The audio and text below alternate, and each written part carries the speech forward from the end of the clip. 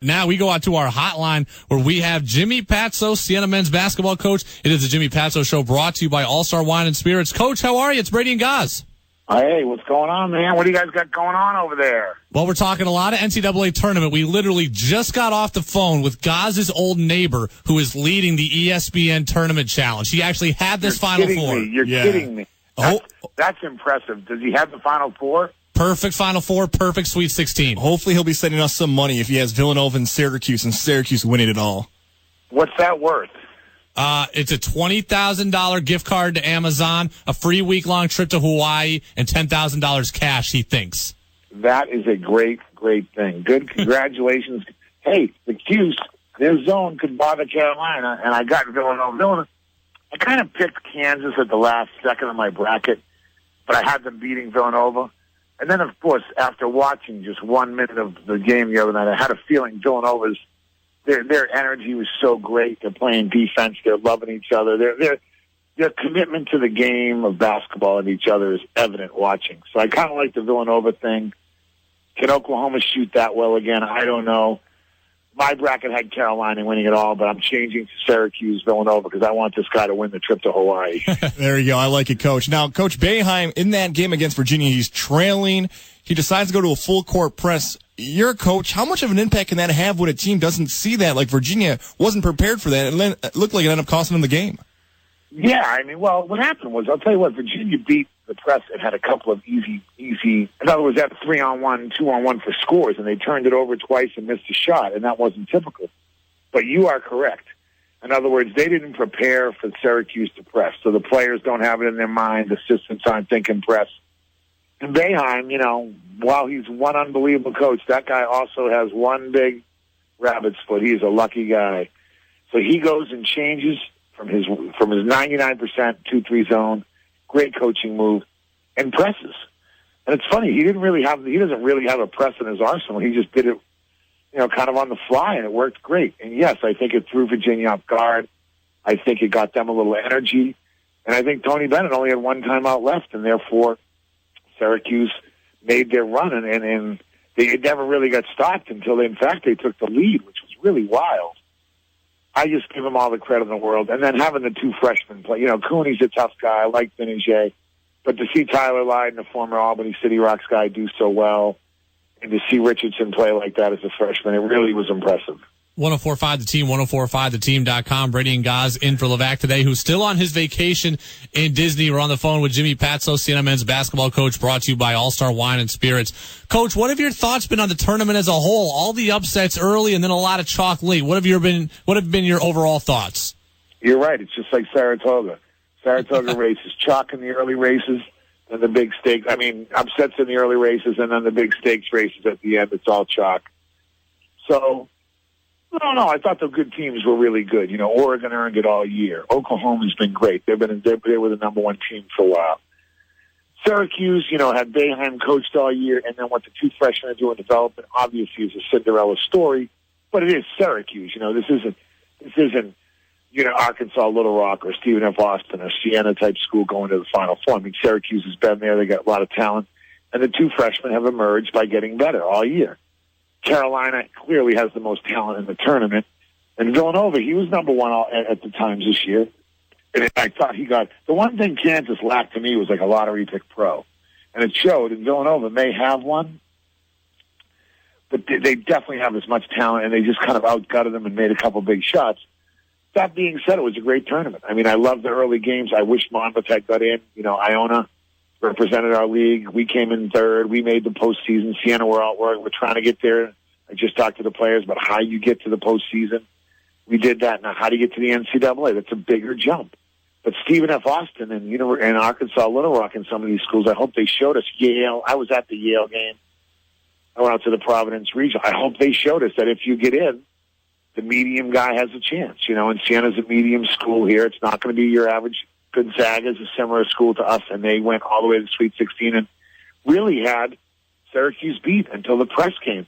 Once again, Syracuse throws a little junk press for the last 2 minutes against Gonzaga. It bothers them. They throw it for 10 minutes because they're down to Virginia, and it bothers them. Pressure, Notre Dame bothered Wisconsin with their pressure. I think used in the right situations, pressure can work. That being said, It was a great tournament. I thought Yale was one of the great stories. There was a lot of great small stories, and we're trying to be that next year. What do you think of the overall parity argument? Because I think I'm at the point where I think in college basketball, we're at the point where any team can literally beat anybody on one given night. But in terms of winning the national championship, you're still restricted to like 15 programs every season. Do you see it that way, or do you think there's parity all the way throughout? No, I agree with you. Well, it's proven itself. And like I said, that was one of the things. I thought Maryland had as much talent as anybody. And I mean, Kevin Herter, we have Tom Herter coming here next year, very excited.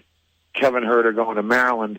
But he's going to find out that the Carolinas and Dukes even have a little more than them. The Michigan States, the Indianas, the Kansases, now Villanova. But Maryland had a lot of talent. But when we were at Maryland, yeah, we had to catch those 15. I think you're 100% right. In other words, Carolina and Duke were the 1 and 2 of the ACC, but Georgia Tech had gone the Final Four. We had Tim Duncan at Wake Forest. We had to get into that 15 to 20. I'd say it's 15 to 20 programs that can realistically win it. And now you see it, it's the same. And Oklahoma's one of them. When we went to the Final Four, Oklahoma and Kansas from the Big 8 back then, now it's the Big 12. But the Big 8, they sent 2 teams. Football schools, big basketball traditions, big budgets, strength and conditioning, nutrition. They have their own dorms. Fran McCaffrey, who's had a great year, I know he came up a little short, but he won a game in the NCAA. Great game. I know he kind of got caught flat-footed against Notre Dame. I was surprised. I thought he'd beat him. Fran McCaffrey was telling us about the deficiencies they have at Iowa. And I don't mean that in a bet. They're building a dorm to catch up. They're going to have their own chef 24 hours a day available. Now that's for football and basketball. But in other words, and Fran's doing a great job and can probably get them to the Elite 8, Sweet 16. But you're talking Kentucky, Kansas, Syracuse, UCLA, Duke, Maryland with Under Armour ramping it up, Indiana with the tradition, Michigan State. So you're right, and that's Iowa, where it's a great school. They had a great year. They went to the Rose Bowl. Fran's done an amazing job. But to get to that Final Four level and that next step up, sure, George Mason can do it once in a while. Sure, Wichita State. But Providence and those schools are finding out how hard, and it's just really difficult. Villanova has the arena that they play in Philadelphia, and they've won it before. One of the things I think you have to do is kind of win it. Like NC State wanted to break through. Villanova wanted to break through. Providence went to the Final Four with Marvin Barnes to break through, and then Rick Pitino. It's hard because the other big schools just have so many resources. And yet there's Florida, who's won it twice, and their budget's giant and all that. So in order to be consistently good, that's one thing. I think there is a lot of parity. But to get to the Sweet 16, the Elite 8, the Final Four, that's a little bit of a special program, special edge. And I think Fran can get them there. But in other words, they are making improvements to a practice facility. We're building a practice facility. John Dargenio is working real hard at that. We play in the Times Union Center. But Iowa has things that they have to improve on to catch Kansas, Kentucky, Maryland, Duke, North Carolina. In other words, so it's an arms race. And it's interesting because we're all in it at our own level. 1045 The Team, 1045theteam.com. Jimmy Patsos Show brought to you by All-Star Wine and Spirits on with Brady and Gaz in for Levac. Coach, there's been conflicting reports here in the area about a story that broke about you. Are you in current negotiations with a contract extension with Siena? Yeah, I mean, everything's fine. I appreciate you bringing that up. It's fine to clarify that. Did somebody jump the gun on that? Everything's going well. You can ask John Dargenio and our president, Brother Ed, who does a great job here. Howard Foote, our board of directors, and John Dargenio, who's the ultimate athletic boss, because he's our vice president and AD. They're dealing with that, so I'm not really commenting on it.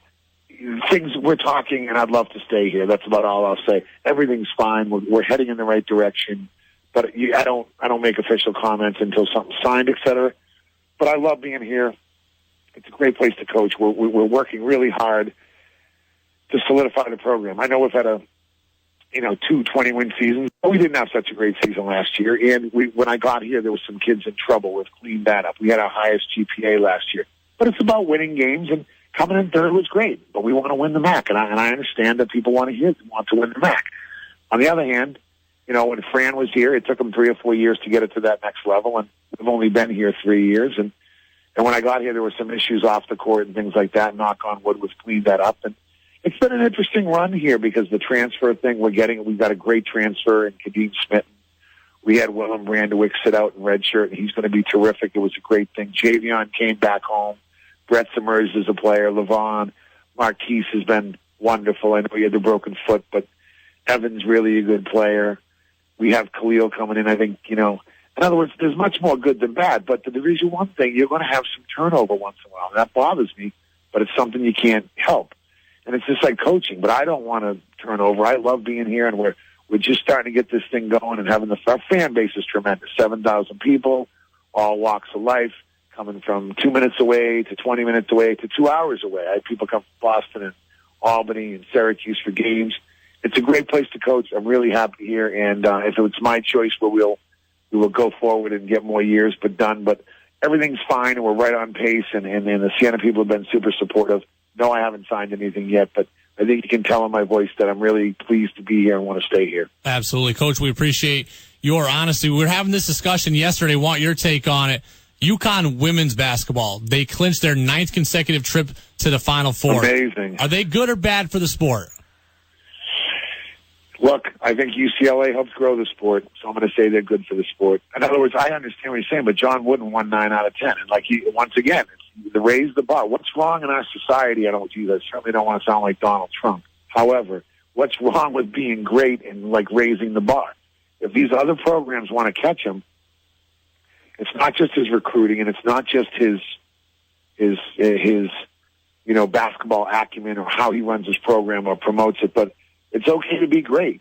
I think it's okay to be great. And if they're great, that's the way it is.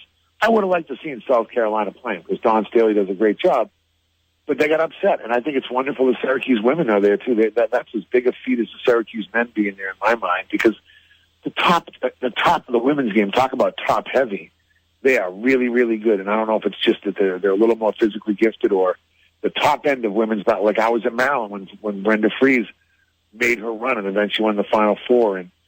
But what he's done with those players, and then they're the best pros, and they're successful, and they draw well. They drew great here last year when they came to the Times Union. What he's done promoting the program and promoting the sport.